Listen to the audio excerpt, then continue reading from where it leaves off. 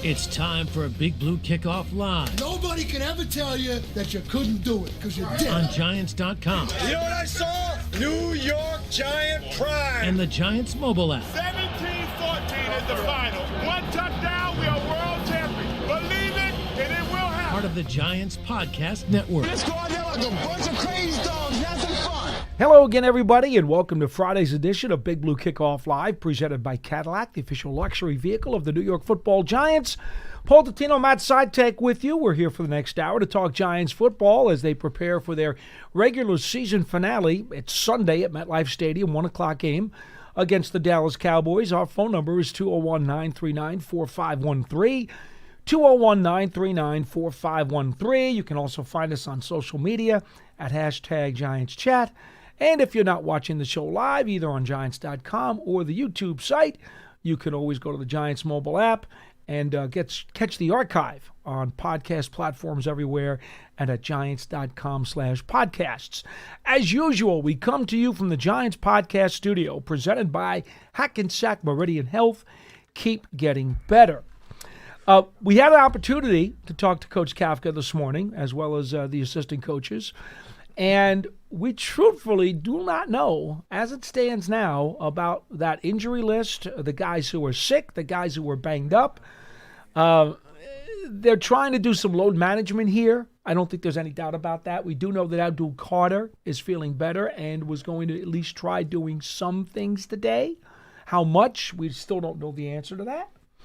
But Kafka said he's hoping that the guys who were ill, and there were a few of those, including Dexter Lawrence, he's hoping that between the medications and the rest and the vitamins they're taking, he's hoping that they'll be able to go on Sunday, but we just don't know. Yeah, other than Abdul Carter, Kafka said that the injury report, no changes from yesterday in terms of the other guys that did not participate on Wednesday and Thursday. So, look, an illness is the type of, injury where you don't necessarily need to practice Wednesday, Thursday, Friday in order to suit up on Sunday. However, it's not great in general, to have a guy go out there after not practicing the entire week. I can't remember any situation this season where a guy did not practice at all and then suited up on Sunday, this season at least. Granted, obviously at 3-13, with the season having been trending in this direction for a while now, kind of pointless to, kind of rush guys back or throw the guys out there if they haven't practiced at all. Maybe it would be different if the record was different. But because of that, I tend to lean, if I had to guess, that the guys that have been DNP all week, I'd be surprised if they suit up on Sunday. Yeah, I think that makes more sense based on what's the sense in pushing them, why do it? Exactly. But on the other hand, I do think there's a flip side to this coin. You've talked to the players in the locker room, and we've been around obviously all week. There are a lot of guys who understand that this is the last time they're going to play with these guys as teammates. This is the last time this team is going to be together. We talk about that every year. At the end of the season, there's going to be at least 20%, maybe as much as 35% of roster turnover. This locker room really, really likes each other a lot. I think there are some guys who might be banged up who are going to want to push it and want to try to play because they know it's the last time they'll be on the field with some of these guys. Yes, I think for some of these guys, like looking at the injury list, but not all of them, but some of them. Not to point particular guys out, but if you're, let's say, Cordell Flott or Wan'Dale Robinson, or are about to enter free agency, or at least go into the offseason, as a pending free agent, especially with Wan'Dale, having just reached 1,000 yards, I'm sure he would love to get 100 receptions as well. It's only been done, I believe, 3 times in Giants history. So to be the 4th, that would be some pretty special company. He needs 9, right? He needs 8 to get to 100. Right, but to eclipse it. To get over 100, right. Yeah, he needs 9. But, if I'm Wan'Dale or Cordell about to be a free agent, banged up, and those guys have actual injuries, not just illness. Right. Flott with the knee injury he's been dealing with, Wandell with a rib injury. Those are the situations where, as much as I would love to see those guys out there, I would love for Wandell to get 100. I would love for Cordell to finish the season strong. He's had somewhat of a breakout season.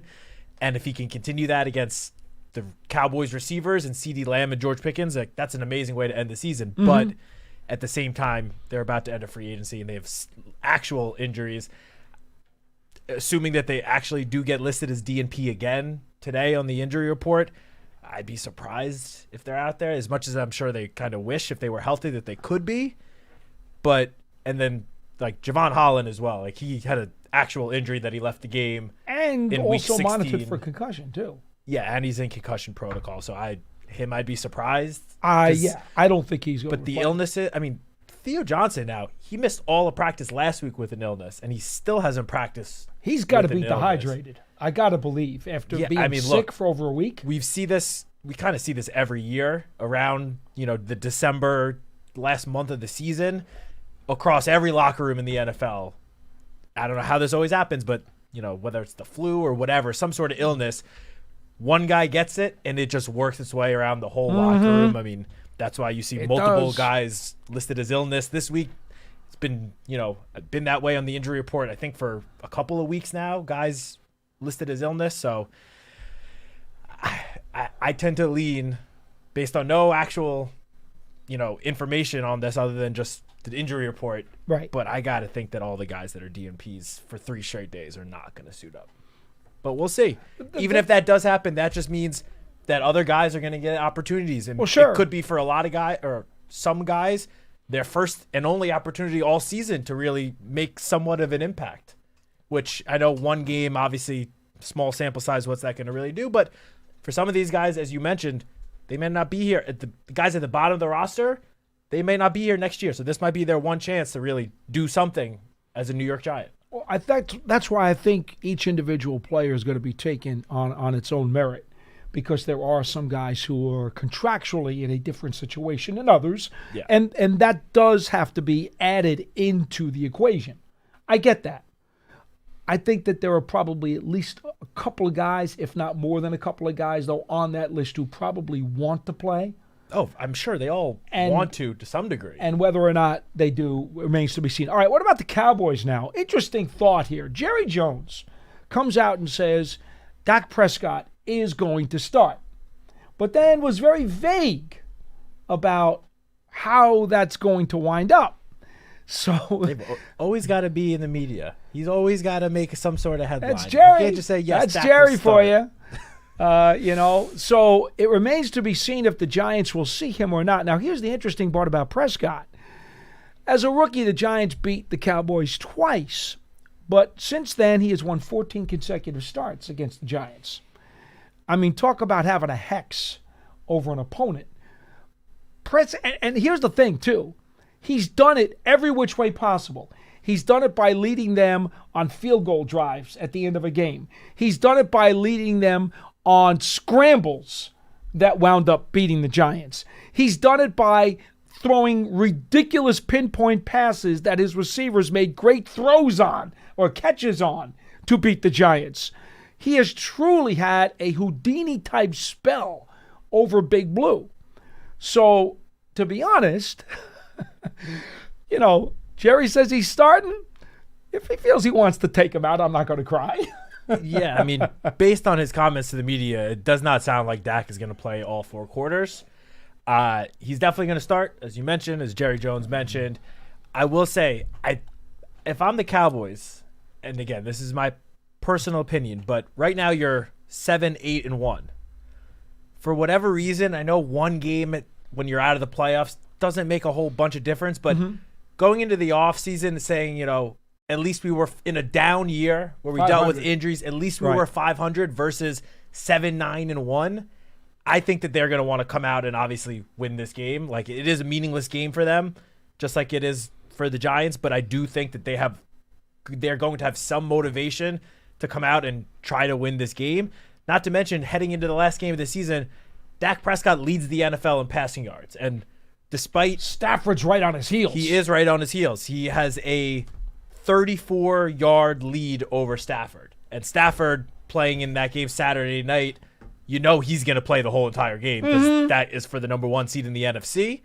But that also gives Dak the exact line he'll need. Like, he'll know exactly how many yards he will need against the Giants in order to finish the season as the NFL's leading passer. And the only reason I bring this up, obviously that is an impressive feat no matter what, but despite the talented quarterbacks the Cowboys have had throughout the years, according to NFL research, they have never had a quarterback lead the NFL in passing yards. Right. And that's Troy Aikman, Tony Romo, like, it's never happened. So if Dak is, within reason, if it's not like, if Stafford goes out and throws for 500 yards, I don't think Dak is going to throw for 400 plus yards because that would require most likely the entire game. But if he's sitting at, let's say 200 yards, I wouldn't be shocked if they try to get him that as quickly as possible and then pull him and let Joe Milton finish the game. I think that might be something that the Cowboys and Dak are within reason gunning for on Sunday. I wouldn't be surprised. I wouldn't be surprised at all because that is a prestigious thing to be able to say if you could do that. And after all, there really isn't a whole lot else at this moment for them to play for. All right, so in terms of some of the other names, we know that Trevon Diggs just got cut the other day. Yes, he's now a member of the Packers. And no surprise there, if you've read the stories over the last couple of days, a lot of stories coming out of Dallas is that maybe Trevon Diggs, for all the numbers and interceptions and turnovers that he had over the first couple of years of his career, he's also had some injuries, and maybe he wasn't the best teammate either, supposedly by some of the stories coming out. Yeah, he's always been a big play guy. He either no doubt catch an interception and, potentially bring it back for a touchdown, or he would give up a touchdown or a huge play. He never was like a shutdown corner. So I'm a little surprised just given how strong he started his Cowboys career and how positive feelings around him, at least in terms of Cowboy Nation, were. But he also has only played, I think it's like 18 games over the last 3 seasons or 20 games total in the last 3 seasons.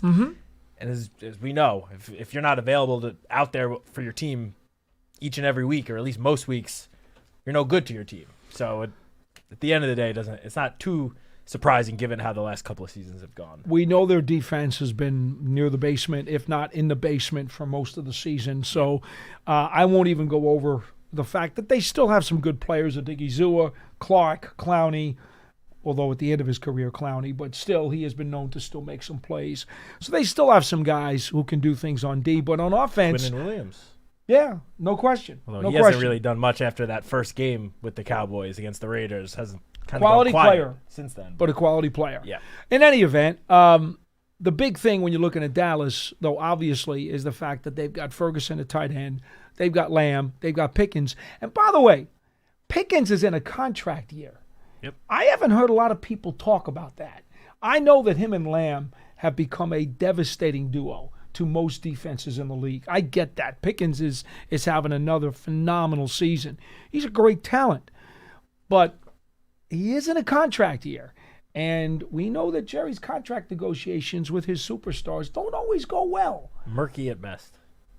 Okay, so you follow my logic here. Of course. I'm sure Pickens probably wants to tack on as many numbers and stats as he can in this final game, going into the offseason, thinking he's going to get himself a huge payday. Oh, yeah. I don't know how that's going to play with Jerry. And honestly, how might that play into his playing time, especially if Prescott isn't going to play the whole game? Well, I had to say, you're right.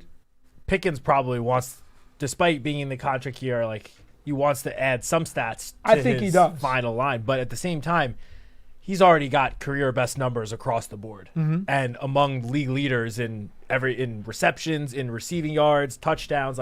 He's already established this year that, at least with Dak as his quarterback, he's a top wide receiver. And him and CeeDee Lamb honestly might be the top wide receiver duo in the NFL right now.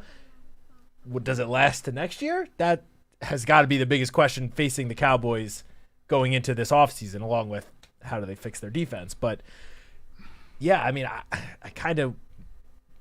would guess that the Cowboys would kind of lump their star offensive players together. For as long as Dak's out there, CD and George Pickens will be out there. I think so.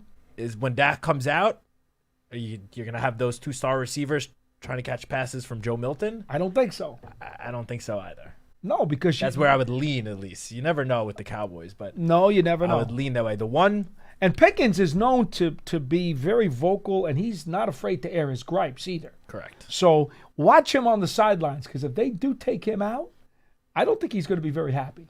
No, Because he's a bit of an ego-driven kind of player. yeah. And the one thing on the injury report about the Cowboys that I think is worth just mentioning is that both Javonte Williams, their starting running back, and Malik Davis, their backup running back, Wednesday and Thursday were DNPs both days. So Javonte, I know, has been dealing with this neck shoulder injury for a couple of weeks now. I know he played through it last week. We'll see if he's a DNP again today. I'd be surprised if he's out there on Sunday, but you never know. You know, last week, despite the game not meaning much for anything for the Cowboys, it was Christmas Day, you know, one of those standalone window games, and just knowing Jerry Jones, he probably wanted to win that game and put on a show for the national television audience. No doubt. Week 18, you know, being clumped in that 1 o'clock window with a bunch of other games may not be exactly the same situation. I can't imagine that they try to push guys that are actually injured to play through injuries in this game. But again, you never know. Other than that, the only other players of note on the injury report of DNPs both days, guard TJ Bass and cornerback Siobhan Revel. Everyone else, at least as of yesterday, was either a limited or full participant in practice. All right. So that brings us up to your phone calls at 201-939-4513.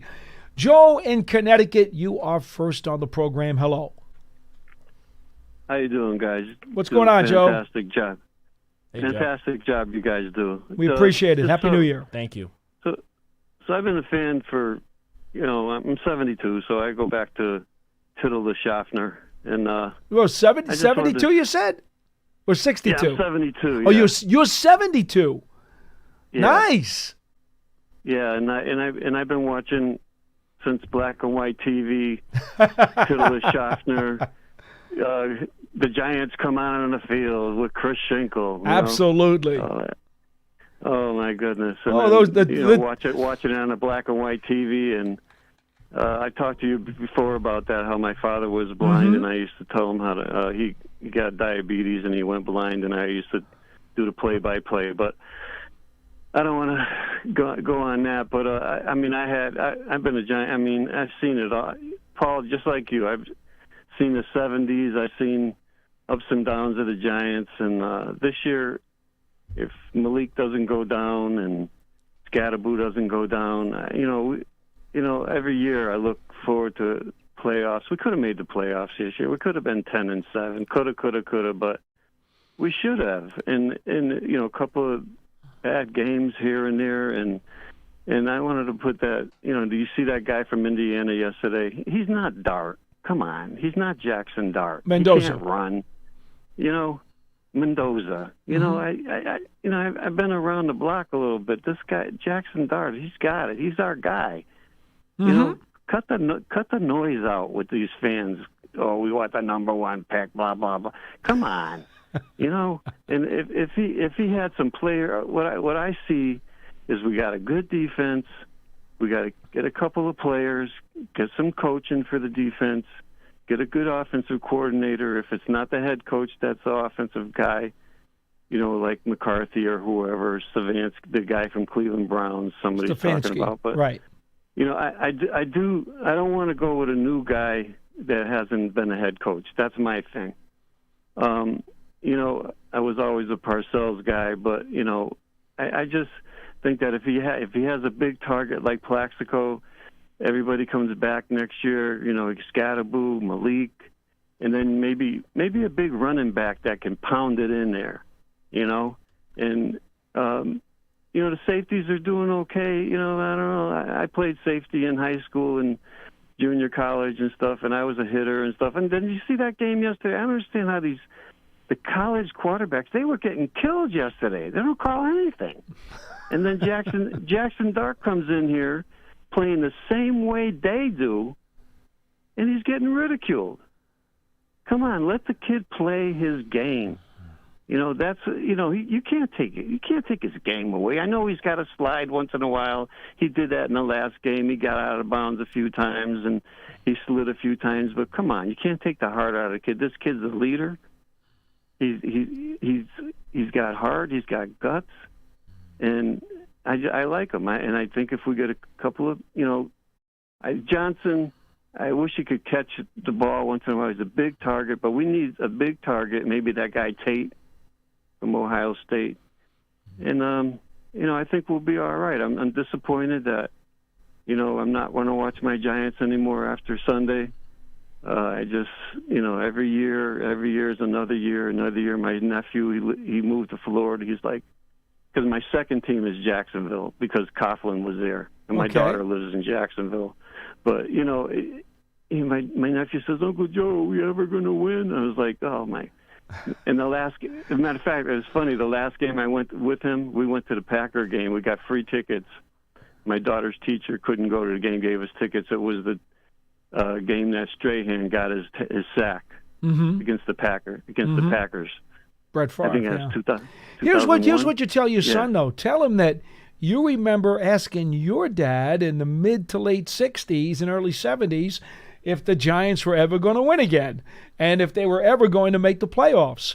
And eventually it happened, right? And you got to see 5 Super Bowls now. Yeah, it's a sad thing because my dad died in 1963. Oh, I'm sorry. The championship, I was 10 years old in the championship game, and, he never got to see. And you know what? And my heart was taken out when he passed away. I had nobody to watch the games with. But, I came back, 70s. I'll tell you, I have all the memorabilia.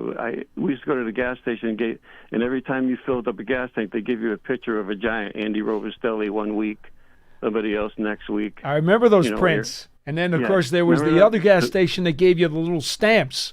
I don't know if you remember 1972, the stamps and the book that you had to put them in. I remember it well, my man. Yeah, Joe, appreciate the phone call. Go ahead. One more point. I'm getting older now. They got to win for me. Come on. I got you. I got you. We'll put the order in upstairs, okay? Well, thanks for listening to me. Appreciate your time. Thank you so much for calling. Thank you, Joe. Interestingly enough, and I think, and Joe brings up a point about the whole Mendoza thing. There is a small segment of the people who I've seen say, well, get Mendoza and try to trade Dart. I have seen a few people say that. Of course, that's ridiculous. But I think it's most of the people who wanted the number 1 pick were thinking trade.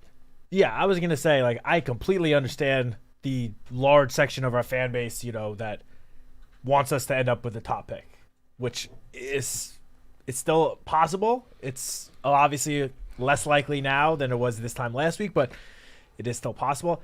I understand wanting the first pick or even the second pick in order to use that as trade bait to move down to one of the teams that are quarterback needy. For Mendoza, Dante Moore from Oregon. There's a couple of quarterbacks that, every year we see quarterbacks rise to the top of the draft. It's not probably going to happen. Who the mystery name's going to be at the combine because somebody's going to float up. That for sure. So I understand. There is a large section of the fan base that wants us to end up with the top pick, and I fully get that, but only for that reason to trade. Yeah. For the small section that is actually trying to campaign to trade Jackson Dart, I just have you been watching all season? I understand it has not been perfect, far from it, but he has shown just so many different flashes and signs of a great NFL quarterback. He's got to put it together. He's got a lot of growth and a lot of development still to come that he still needs to do, but he has shown the most promise we've seen out of a rookie quarterback in how long? He's trailing Daniel Jones in terms of total touchdowns, but Daniel Jones in 2019, despite having some positive offensive statistics, was a turnover machine that year. Oh, Dart far led the surpassed league Jones's in rookie season. I I agree turnovers. with you. Eli Manning as a rookie did not show nearly as much as Jackson Dart is showing this year. It's the best rookie quarterback performance since Phil Simms in '79. Yeah. So again, it is only a small section. I don't think most Giants fans actually want to trade Jackson Dart. I think most are on the same page as us. But to the very small segment, I truly do not understand it. We finally have a guy that I'm not going to go so far as to say he is the franchise quarterback, the guy for the next 15 years. I'm not going to go that far because, again, it's only been one season, not even a full season, but he has shown enough that gives me enough confidence to obviously want to go into 2026 with him as the guy. Mm-hmm. There's no reason to move on from him after 1 year in the season that he just produced. I mean, if you're going to come to me and say, somehow you could do some sort of deal to I'm just throwing a hypothetical, a Joe Burrow. Okay, that is something you got to listen to if that were to somehow come across your plate. But outside of that, to trade him just to draft another rookie quarterback, an unproven guy who as good of a season as Mendoza has had, I mean, some people say that he's somewhat of a product of just the Indiana team overall. They have the best coach in the country. Mm-hmm. The overall, now it's obviously looking like the best team in the country. The best offensive line in the country. The best offensive line in the country. Now, he's definitely played a big part in their success, but you can't tell me that it's not like he is the sole reason why Indiana is so good. So I truly don't understand that little segment of the fan base. I hope most fans agree with us and feel great about Jackson going into next year and being the leader of this team because he's shown more than enough to deserve that honor. We have a YouTube comment. Bryce Herlithi Herman, I believe is his name. Is that right, Johnny Mac? Is it three? Yeah. It's three names. Bryce Herlithi Herman tells us that he loves the Giants. Hello, Bryce, and we appreciate your fandom. You're telling us that you're 8 years old and you'd love to have a shout-out. Well, you got your shout-out. Here's your shout-out. Thank you for watching. Happy New Year. And I'm so glad that you joined us on the program. And he says his favorite New York Giant is either Jackson Dart or Cam Scatterboo, which means he can't decide between those two. Those are two good guys. Two great options for your favorite player, let me tell you. For sure. And hopefully you'll have some more favorite players as you continue to watch the Giants over the years. Thank you for tuning in, Bryce. There is B from New Jersey on line 2. You're next on BBKL. Hello. Hello. I want to talk to you guys about the coaching. Okay. As far as coaching goes, the only two times in my memory is Bill Parcells and Tom Coughlin, and we got Super Bowls in that, where we had a long-term coaching time with those two guys. Since Tom Coughlin has left, the coaches haven't lasted more than 2 years. I mean, the most Coach Daboll was about a third year, but it's been 2 and out. Now it's 3 and out. It's like we don't have consistent coaching for a long period of time. And then, the owners, Mara and Tish, keep turning over the coaches thinking that'll change the dynamics. It's like, history shows if you have a long-term coach that it gives them time to do stuff with the team and get the team where it should be and get us back to postseason and to the Super Bowl. Okay. When you have two and out, and with Daboll, it was 3 and out, and it's like... Well, 3.5. But I understand. Yeah, I understand. Daboll did get a fourth season.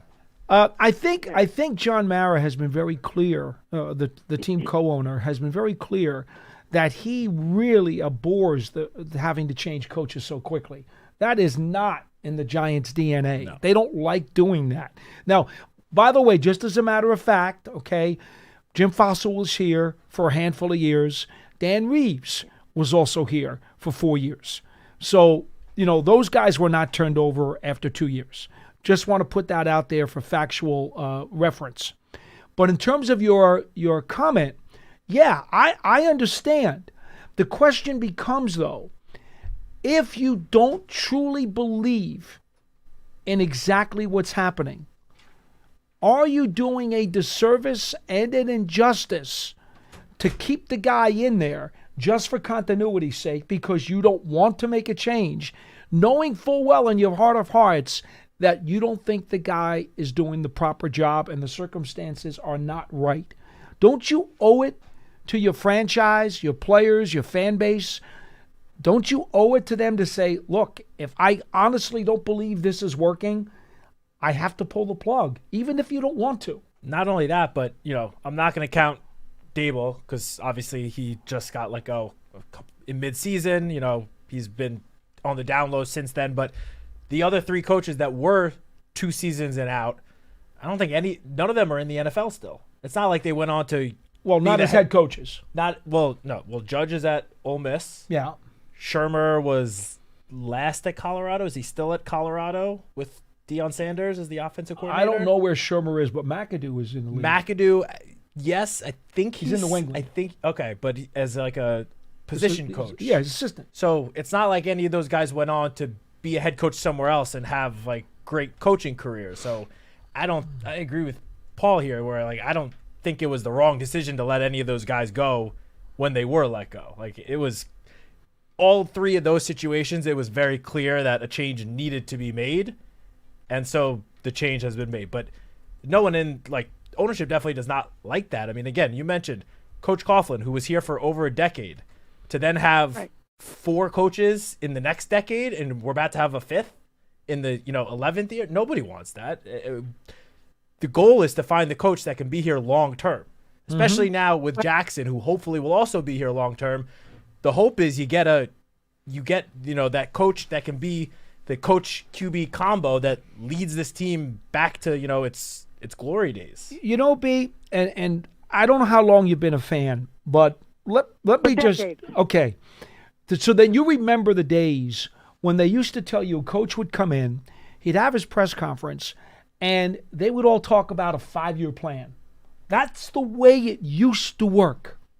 Okay? Seriously, that's the way it used to work. 5-year plan. And sometimes the guy wouldn't make it past the 4th year because they didn't want to make him a lame duck in the 5th year. That's the way the league used to operate. But since social media came into play, what is that, about 15 years ago? Is that fair? Yeah.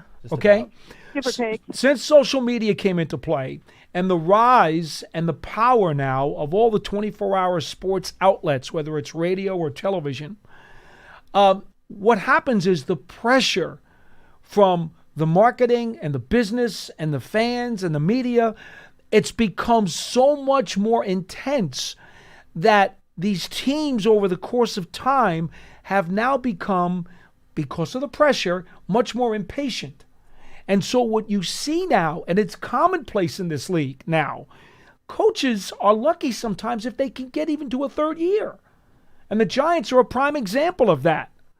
And it stinks. I agree with you. From a football perspective, it stinks. It's not conducive to growing a football team and creating and building a winner. It's not. The Giants know that. That's why they don't like to do it. But when it becomes obvious that the guy wasn't the right guy, and then you have all the other factors that are eating away at your franchise like acid, well, then you wind up pulling the plug earlier than you wanted to. And that's just the climate of today's league. Yeah, and it's quite frankly, it's not even just head coaches. I mean, we see the same thing with young quarterbacks now. Young quarterbacks used to have basically the rookie contract to show that they, belonged and could be a successful NFL quarterback. Now you're given maybe 2 seasons, same as the coaches. And if you haven't shown enough in 2 seasons, you're gone. The team is moving on. There's just not a lot of patience anymore. And part of that, by the way, if you really want big picture, part of that is because of the salary cap and free agency.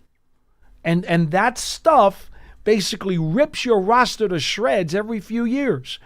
And that's why what Bill Belichick did with the Patriots, remarkable. What Mike Tomlin's done with the Steelers, remarkable. Even to some degree what Kansas City's done with Andy Reid. If you can keep a quality team together for 5, 6, 7 years, I mean, that's an incredible feat in today's NFL.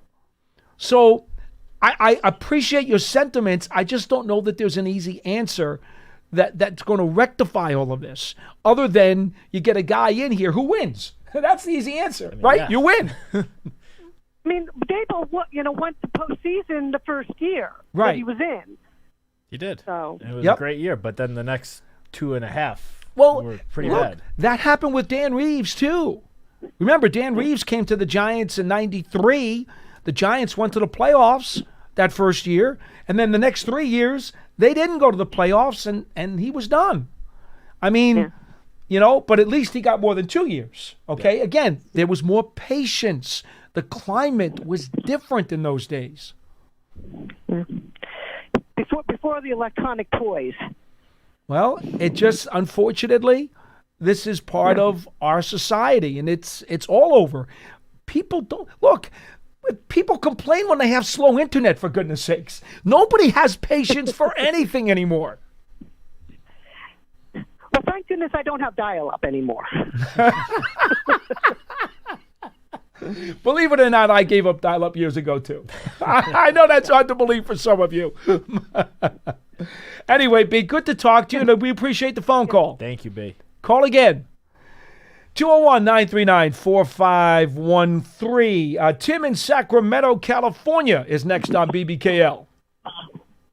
Yo, hey, Paul Dottino and your co-host. Hello. That's Matt. Happy New Year. Happy New Year, dude. Hello, Tim. Thank you.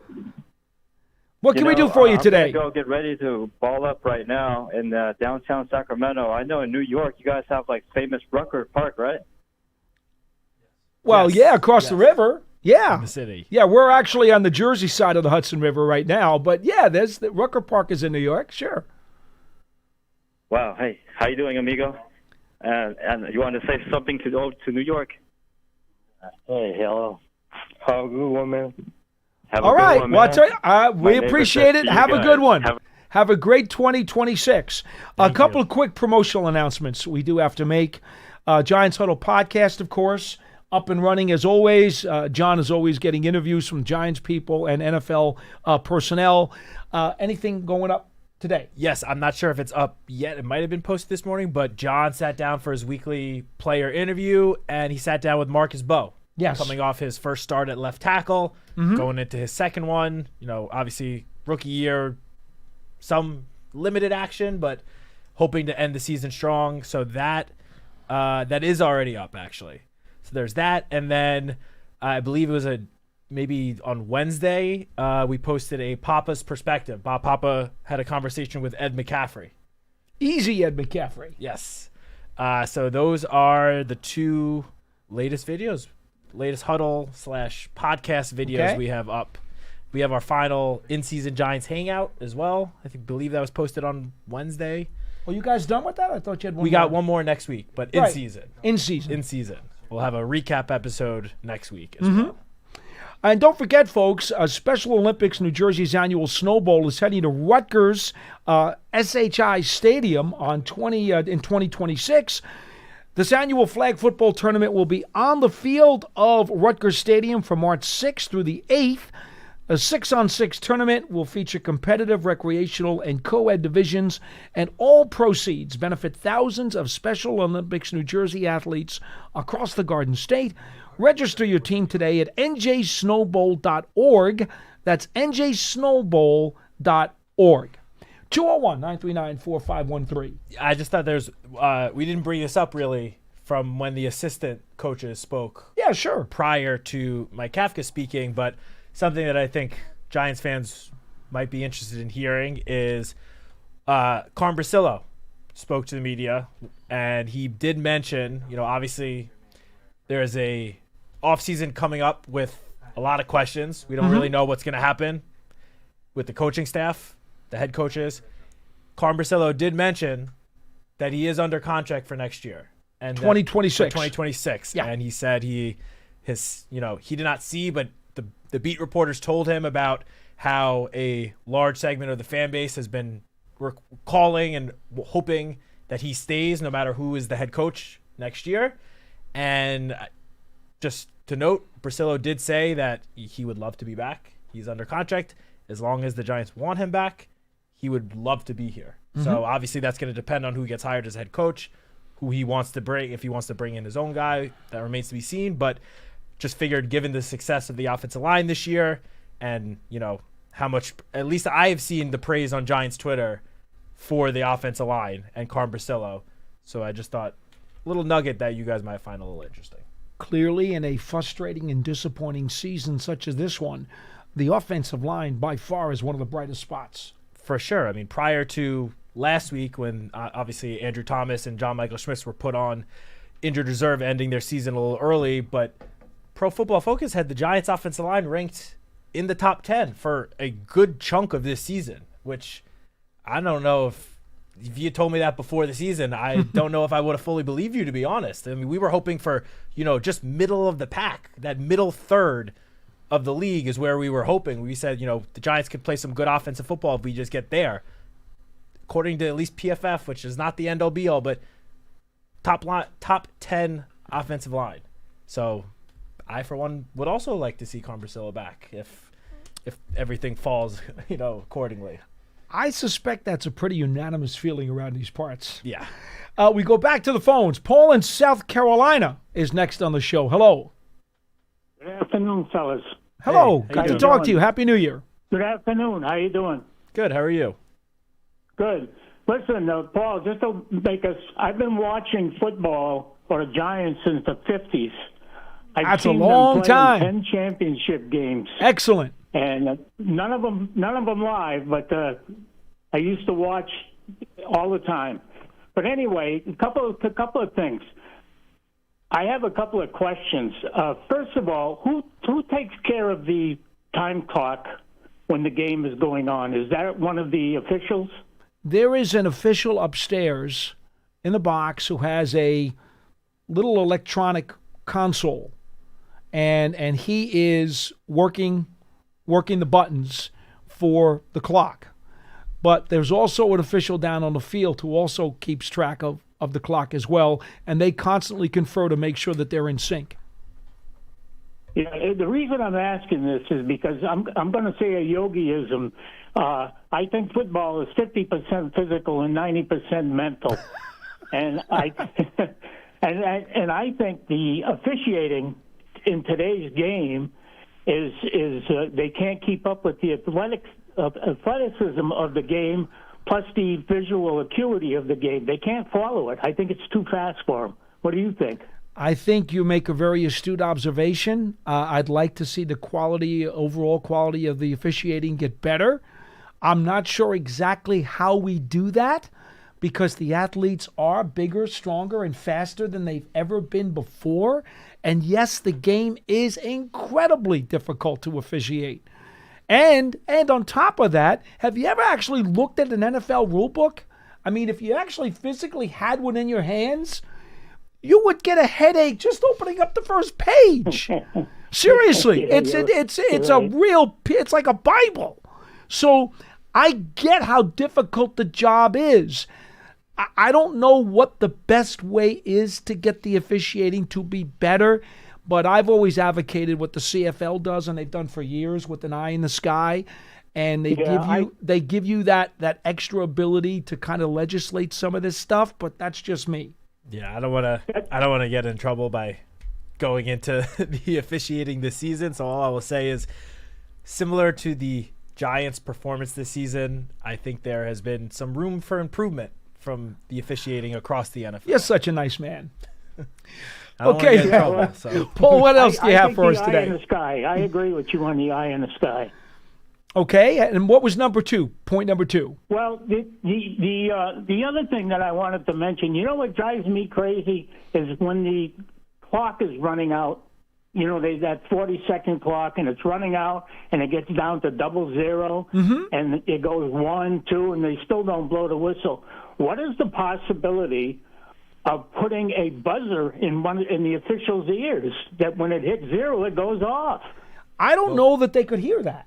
In some stadiums, when it gets really, really loud, are you sure they could hear it? I don't. A lot of them probably wouldn't be able to. They listen to people talking to them upstairs.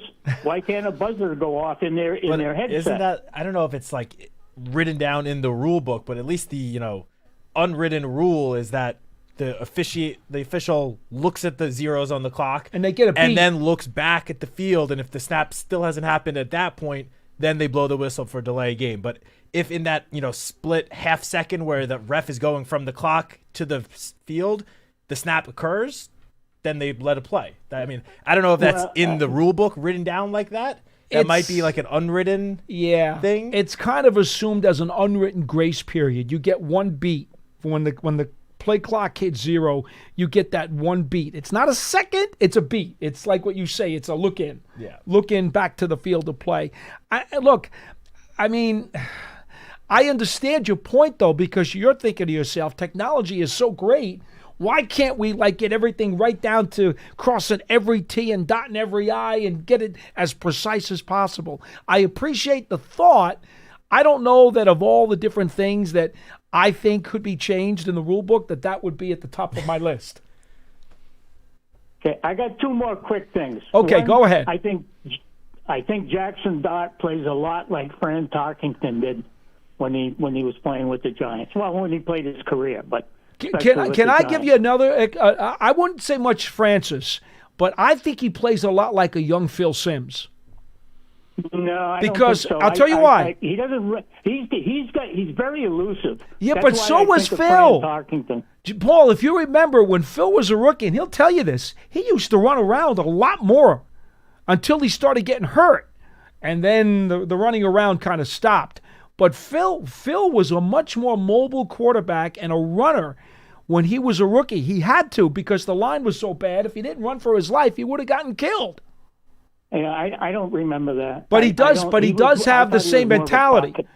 Because Jackson Dart is a football player. He's not a quarterback. He's a football player. He's got that mentality just like Phil used to have. Go ahead. No, I just said he's elusive. I mean, I like the way Dart plays.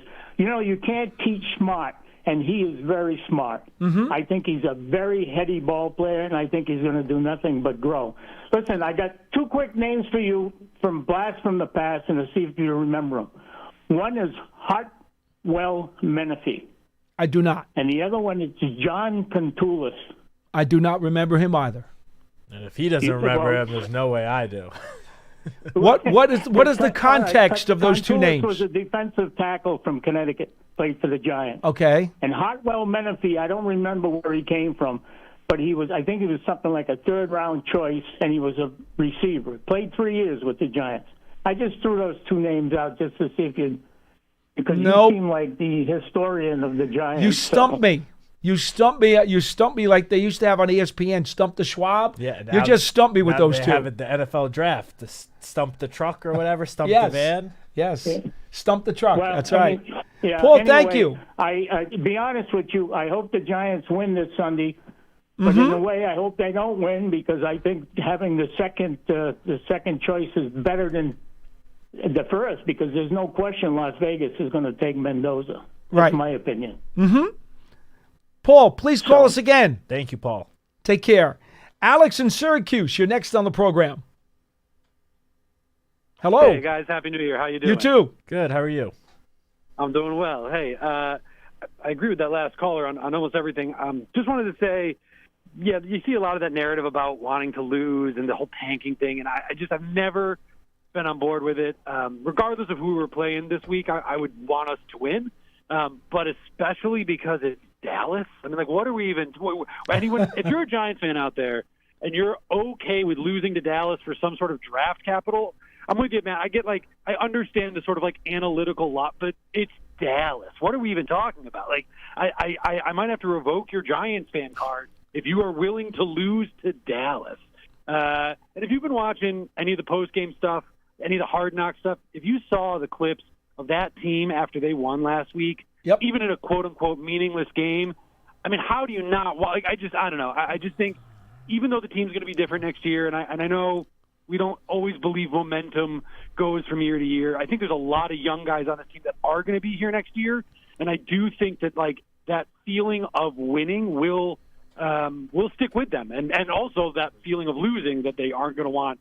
So I think all of that's going to be good for them in the offseason. So I think it's really important that we beat Dallas this week. Alex, it's interesting that you bring up the whole Dallas element here. Now, I firmly believe you should want your team to win every week anyway, no matter who they're playing. But when you bring up the Dallas element, back in the old, when the Yankees were playing, the Giants were playing the Yankee Stadium, and then the Yale Bowl, and then even at Shea in '75, and then when Giants Stadium opened up in '76.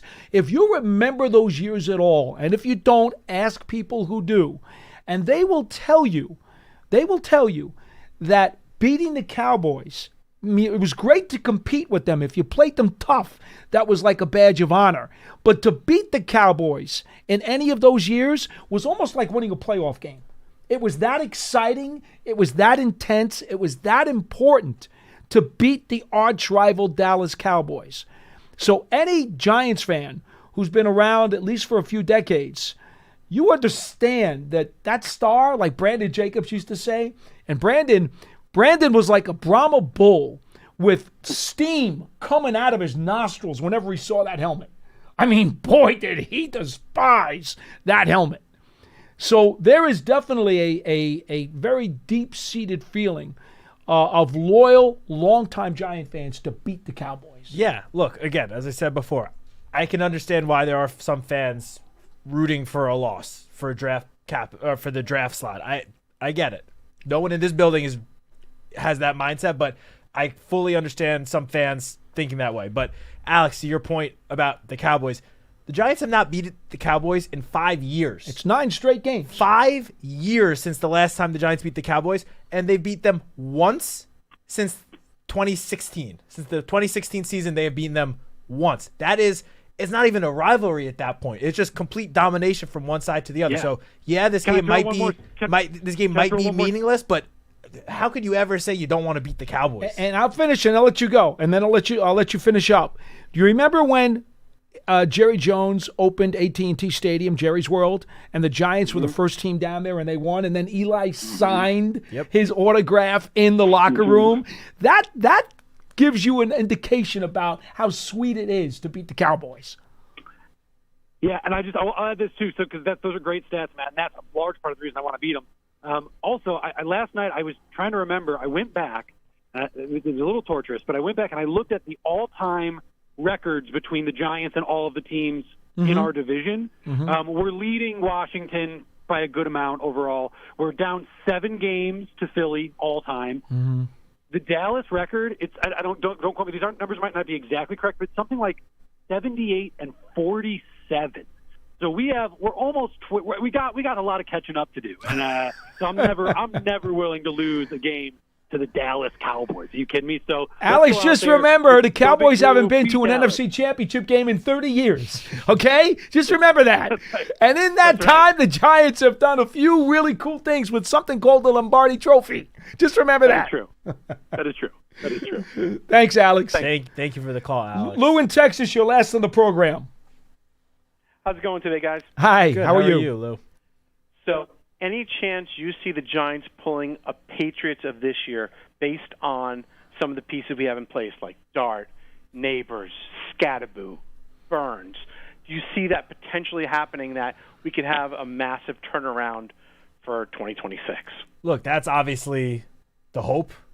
I mean, between the Patriots, who is it? The Bears, and I want to say the Jaguars. All three of them had pretty abysmal seasons last year, and Washington the year before, and are 3 of the best teams in the NFL this year. So obviously that is the hope. Now I'm not going to go ahead and say that I have the utmost confidence that a team that's 3-13 going into this season finale is all of a sudden going to win double-digit games next year. I think there are steps you take. One season at a time.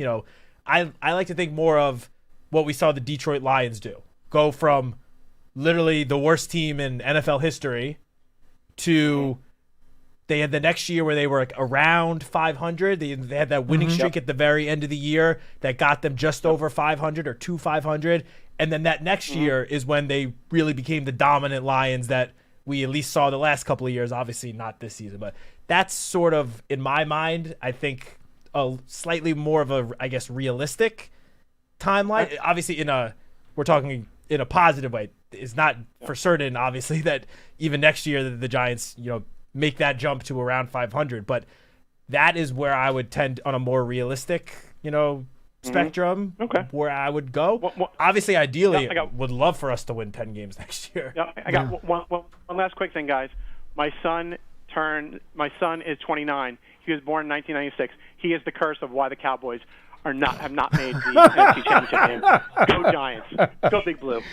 Thanks for the call. Thank you, Lou. You know, in terms of overturning coaches and how much of an impact that can make, yes, in the last decade, the Giants have overturned a whole handful of coaches, and it didn't work out great other than the 2022 season with Dable in his first year making the playoffs. In 93... 2016. Oh, McAdoo. McAdoo's first year. Yes, very good, John. 2016 Mac. But go back, and Dan Reeves, 93, first season, made the playoffs. Jim Fossil, 97, first season, made the playoffs. I mean, I'm not telling you that there's an automatic that that's going to work. But if you do pick the right guy, you got probably a better than 50-50 chance of having a significantly improved team at the very least. Yeah, I mean, look, I definitely agree. I mean, you look back to going into this season, the Patriots and the Bears were two of the most popular picks as like the turnaround team of 2025 because they had the young quarterback. They just hired the new coach who everyone at the time thought they got their guy. Like this was the right hire for that team. And they had a good young core of players. So depending on who the Giants hire to lead this team next year, like, yeah, it's certainly possible. I'm sure the Giants will be a popular pick as one of those big turnaround teams going into next year if they bring in the right guy. For sure, because as you know, Lou mentioned, there are young pieces on this team that you can 100% build around. There are young players on this team that 31 other teams across the NFL would love to have on their roster. Yep. So, yeah, I do think, obviously, again, it all depends on who is leading this team next year. Obviously, we hope it's the right call. We won't really know for a few more years after, but it would not shock me at all if the Giants do have a big turnaround. It's not certain by any means, but it would not surprise me given all of the young talent, quite frankly, on both sides of the ball. I think with the right coaching, a lot of these young guys could potentially take big steps next year and beyond. All right, folks, Sunday's finale against the Dallas Cowboys here at MetLife Stadium. It's a 1 o'clock kickoff, so don't forget WFAN's radio pregame show starts at 11. Then after the game, you've got the 2-hour postgame show on radio as well. Also on MSG, 1 hour immediately following the game. You get a 1-hour postgame on MSG. And so Giants coverage is all around here on Sunday as we wrap up 2025 in 2026, actually. Isn't that funny? It's funny. Kafka said the other day, we're starting 2026. Well, you know, as someone in the production studio said to me, if we win Sunday, we're 1-0 in 2026. That's kind of a nice way to look at it, I guess. Yeah, and if that happens, hopefully that is a good sign to come for the rest of the year. Exactly. Folks, again, we wish you a healthy and happy New Year week. And if you come out to the game, enjoy yourselves. And this has been another edition of the Big Blue Kickoff Live Show presented by Cadillac, the official luxury vehicle of the New York Giants. And as always, we come to you from the Giants Podcast Studio presented by Hackensack Meridian Health. Keep getting better. For Matt Citak, I'm Paul Dottino. We'll see you next time.